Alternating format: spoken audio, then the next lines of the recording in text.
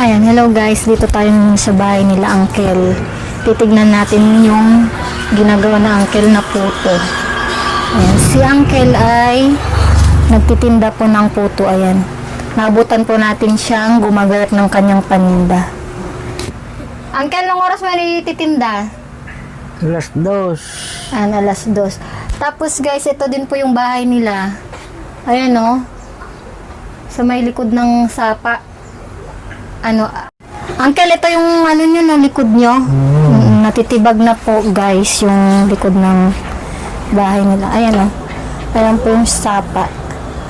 Nilalagyan lang nila ng Balat ng buko. oo, ng buko, ng pinag-ano ng buko. Ayan. Konting na lang to malalaglag na. Pati bahay. Ito mga kakabsat yung pinaglulutuan ng Uncle ng puto niya. Dito niya ini-steam. Ayan si Uncle. Ayan, gumagayak ng panindang puto. Uncle, mga magkano naman tong pag naubos mo yan? Pag naubos yan, mayroon namang 700. Diba? Magkano po yung nyo doon? Puhunan.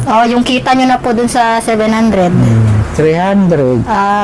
300 lang daw po guys yung niya doon. Yung kita niya sa 700. Kasi tatanggalin pa yung puhunan doon, kaya 300. Ilang oras mo yan, Uncle, ititinda? 3 oras.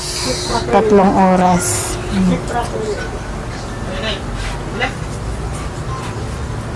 Ito po yung bahay nila guys. Ayan. Ito mga kakabsat yung likod ng bahay nila Uncle Rupeng. Ayan. Kung makikita nyo po, ayan po. Konti na lang po, magigiba na po yung bahay nila.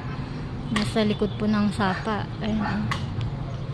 Ayan. Kaya nilalagyan na lang po nila ng pinag-anuhan ng buko. Ayan po.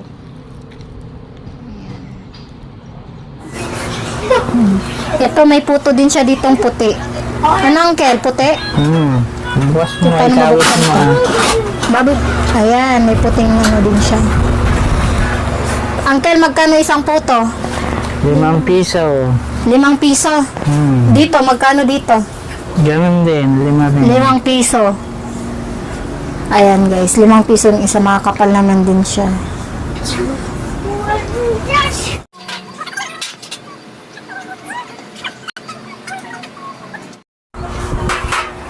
Yan din Uncle yung pangpahid mo, no? Ayan. Yema.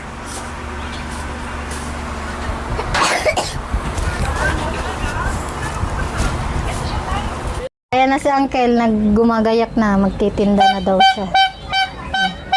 Uncle, tapos konting cash, Maraming salamat sa binigay niyong tulong.